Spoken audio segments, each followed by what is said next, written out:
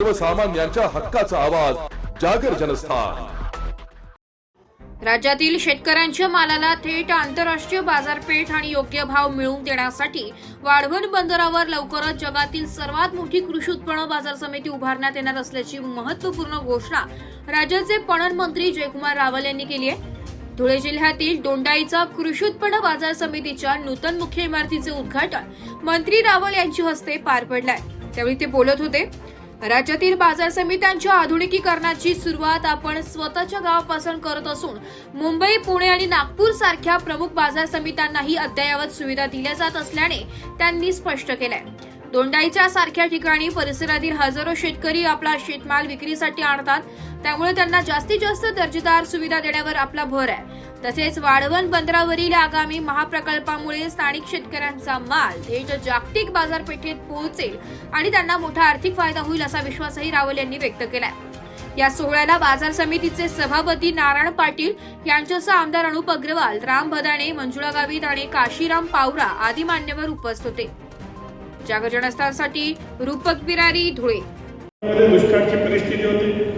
मागच्या या 30 वर्षांमध्ये सारंगखेडा, सुरवाड्या, प्रकाशा बॅरेज हे निर्माण केलं आपण, अमरावतीचा प्रकल्प निर्माण केलं, वाडीचा प्रकल्प निर्माण केलं, जे आपल्या सुरवाड्यामधनं पाणी नेऊन आपण जामफळमध्ये टाकलं आणि जामफळमधलं पाणी हे 50,000 हेक्टरला बागायत करण्याच्या दृष्टिकोनातून पीडीएन योजना ही आपण आता त्याला कार्यान्वित करतोय आणि येणाऱ्या 2 वर्षामध्ये 50,000 हेक्टर काही धुळे तालुक्यातली, काही शिंदखेडा तालुक्यातली ही 100% ही बागायत झाल्याशिवाय राहणार नाही हा विश्वास मला आहे। आता आम्ही लागलोय की तापी पुरई योजना ही पूर्ण व्हावी, ही धीमी गतीने चाललेलं आहे आणि गव्हर्नर साहेबांच्या माध्यमातून त्याला चालना मिळावी आणि तापी पुरई योजना जर पुढे सरकली तर या माध्यमातून या भागामध्ये सुद्धा आम्हाला पीडीएन आणता येईल आणि तो प्रयत्न आमचा चालू आहे। कारण शेवटी मी कुलगुरूंशी बोलत होतो, या वर्षी अल निनोचा इफेक्ट आहे।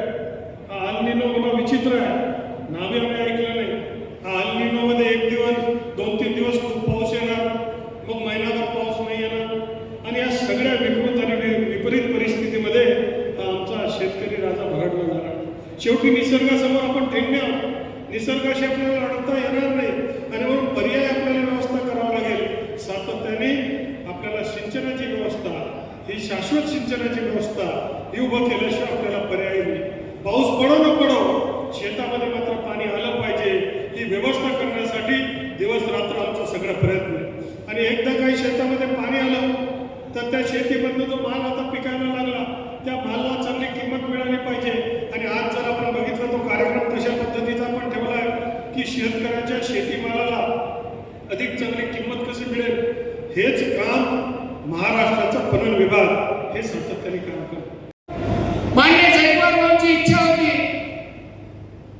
की ज्यावेळेस आम्ही बॉम्बे असेल, पुणे असेल आणि एकदा तर दिल्लीला हायकोर्टामध्ये, सुप्रीम कोर्टामध्ये तारखेला गेलो आणि त्यावेळेस मान्य मंत्री महोदयांनी सांगितलं की नारायण भाऊसाहेब, एक दिवशी आपण मार्केट ताब्यात जर आली तर ह्या बिल्डिंग सारखं आपलं इनोव्हेशन पाहिजे आणि अशा पद्धतीची बिल्डिंग पाहिजे।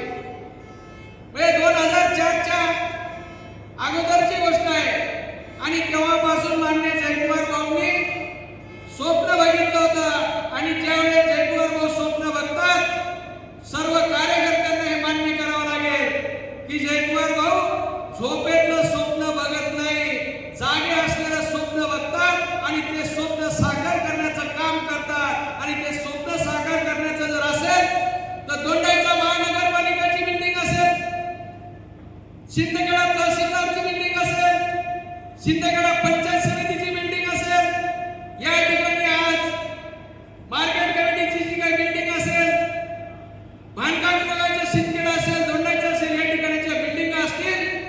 आणि जर बघितलं तर मनापासून आनंद होतो की जयकुमार भाऊंनी जे काही स्वप्न बघितलेलं असतं, जयकुमार भाऊंनी जे काही संकल्पना केलेली असते, संकल्प केलेला असतो, तो साक्षात उतरवण्याचं काम मान्य जयकुमार भाऊ करतात।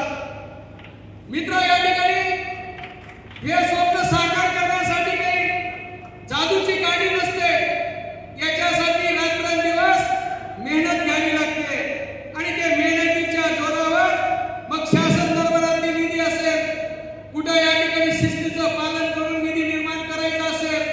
आणि या सर्व गोष्टींचं पालन करून आज आपल्या शिंदखेडा मतदार